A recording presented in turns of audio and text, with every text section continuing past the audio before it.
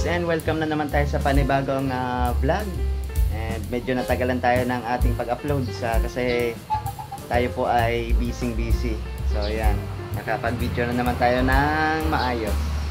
This video po ay magko-comparison tayo ng dalawang amplifier na si CK-TV21 at saka yung HT502 or MT502 pala. So yan. Ito po guys yung ating dalawa natin na amplifier.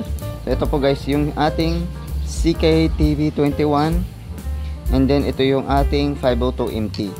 So dito po sa CK-TV21 50 watts siya times 2 plus 100 watts. Dito din is same din 50 watts times 2. So dito po guys sa ating CK-TV21 meron siyang left and right tsaka subwoofer. Dito din sa ating 502MT left and right lang. So ito sa mga inputs, meron siyang auxiliary or AUX tapos Bluetooth. Dito din is meron siyang AUX and Bluetooth.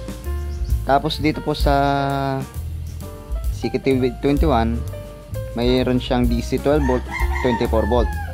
Dito po sa ating H or 502MT, DC 9 volt to 24 volts. So halos magka-same lang yung ating dalawang amplifier na ito. Sa mga tone controls, meron siyang subwoofer na frequency at volume. Dito din is sa left and right channel, meron siyang treble at bass saka main volume. Dito po sa MT502, meron siyang treble, bass at saka volume. Guys, ay bubuksan natin siya at papakita ko sa inyo yung ating loob nito. So tara. A few moments later. Guys, nabuksan na po na natin yung ating dalawa natin na amplifier. And hindi ko na siya na video kasi hindi natin nahanap yung ating tripod. So, tingnan natin si CK-TV21. So, ito po guys yung ating laman yan. So, hindi ko na siya iisa-isahin.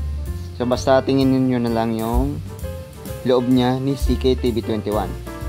Then, tingnan natin yung ating heatsink or yung ating ano natin yung tawag dito, yung transistor. So ito guys, so ayan guys, so hindi natin ma-focus kasi yung ating camera. So tinignan natin dito sa ating cellphone natin kasi medyo malinaw dito. So ito yan, so TPA 3116 AOG tapos dito 2070. So ayan, hindi natin siya ma-focus kasi pag nilalapitan natin nagbe-blur.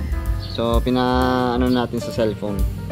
So yan guys yung ating laman yan. At ang sabi niyan is original daw to.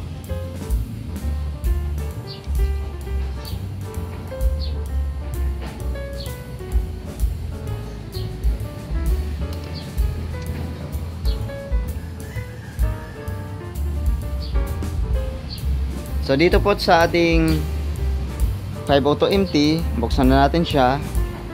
So ito yung pagkaiba nila dito. So dito is puro maliliit yung mga ano natin, mga piyesa niya kaysa dito. May mga malalaking piyesa dito. So dito is mga maliliit lang. Then tanggal yung ating heatsink niya. Ito. So wala siya palang number or yung number chip niya. Kesa dito meron siyang chip number, dito pala ay wala. So yun lang guys, papakita ko na lang po na sa inyo.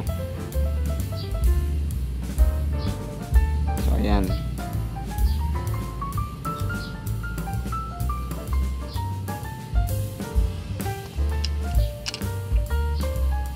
so ayan guys, na-comparison natin yung ating dalawang amplifier. So ayan.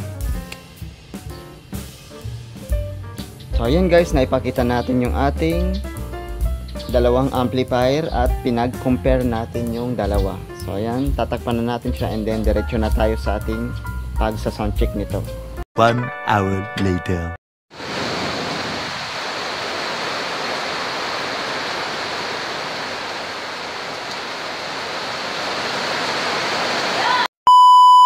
Guys, humupa na yung ating ulan natin. Kasi meron kasi tayong masamang panahon. So ayan. So bali naglipat tayo ng pwesto kasi malakas yung habagat. Kaya naglipat tayo dito sa ating taas. So bali to be continuous tayo. Magsa-sound check na tayo. And ito yung muna yung una natin na nakasalpak. Yung MT502. And naka-wiring na po yan. Bali naka-parallel po yan. Bali yung isang channel niyan is left. Itong isang channel nito is right. So bali naka-parallel po yan. So same yan dito sa pag natin sa CKTV21. So bali uunahin natin si MT502. And sa mga tone controls, so naka-ready na po yan. So bali gagamit tayo ng AC/DC adapter. So ito yung guys, bali naka 24 volts yan.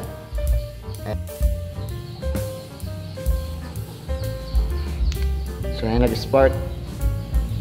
So okay lang yan kahit mag-spark kasi naka-off pa yung aray, may ground pala. So bali naka-off yan. And on na natin siya. Then tingnan natin sa cellphone.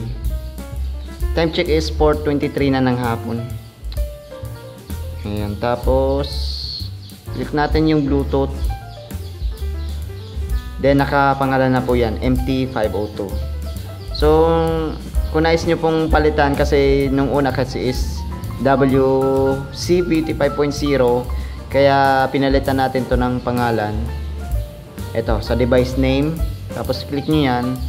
Ito yung device name nya, tapos yan, mag-type na kayo, tapos yan. Then naka-pairing na yung ating maliit na speaker or maliit na ating amplifier. Then diretso na tayo sa ating music. Search natin para hindi tayo maka-copyright. Siguro Idana na lang yun, or Idana. So ayan.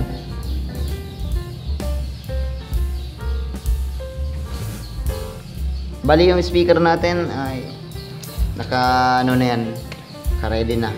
So ito guys, lagay natin siya sa 12 o'clock. So yan, naka-gitna na po yan. And diretso na tayo sa sound check.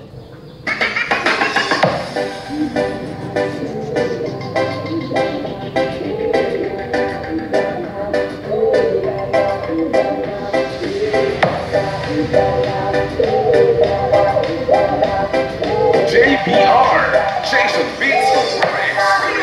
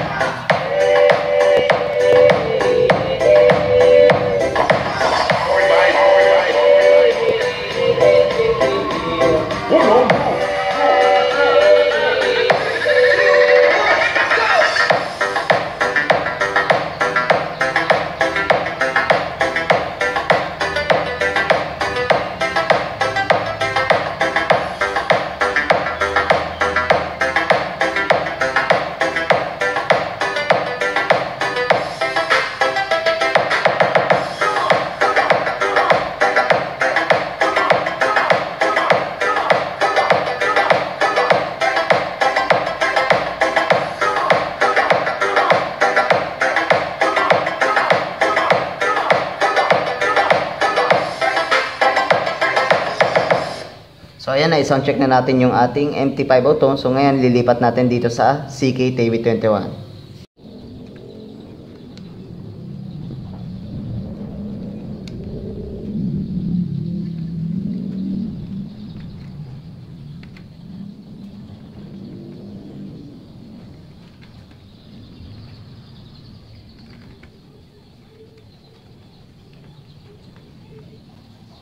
So, ayan. Then, yung ating input. Then, on na natin siya. Lagay natin siya sa 12 o'clock. Then, sa cellphone. So, ito na siya. WC BT 5.0. So, ayan. And, pwede natin palitan yung pangalan niya. So, lagyan natin siya ng, ano yan. Ilagay natin siya sa CK TV21. So, ito siya guys. Then, okay. Back. So, ito na siya. Then, repeat natin yung ating music. So, ayan. Music na tayo. Medyo malakas.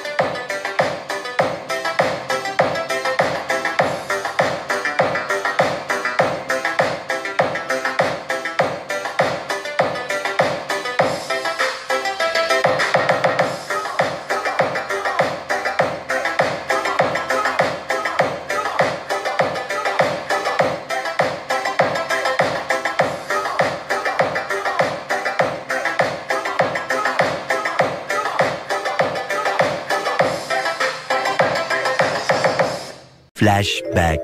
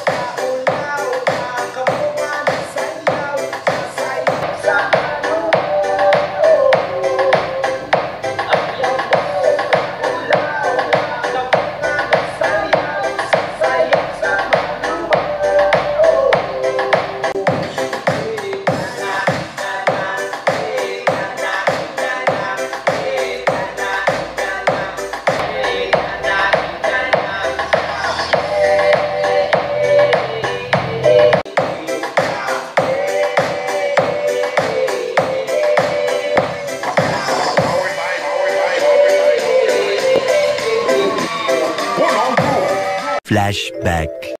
Ito guys, na-compare natin silang dalawa, si CKTV21 at saka si 502MT. So dito po sa 502MT, medyo madalang lang yung tunog niya. So maganda naman siya. And dito kay CKTV21, mas malakas siya. And kahit nga naka 11 o'clock na, medyo malakas pa din. Hindi na nga kakayanin yung ating speaker natin kasi grabe yung kalabog, mas malakas to kaysa dito. So binawasan natin konti. So yan, medyo malakas kaysa dito si 502MT. So naka 12 o'clock yan, dito is naka 11 o'clock. So para sa akin is parehas naman siya, parehas naman siya maganda at yung quality. So ito lamang yung share ko lang dito. So mag-comment na lang po kayo guys para sa mga iba ko pang updates, para masagot ko po kayong lahat. So na tayo magtatapos ng ating video natin. So next time ulit na lang. And kita-kita na naman tayo ulit sa panibago natin upload. So maraming salamat na lang. Next time ulit. So ayan yung ating makulit natin na aso. Aspin. Ayan.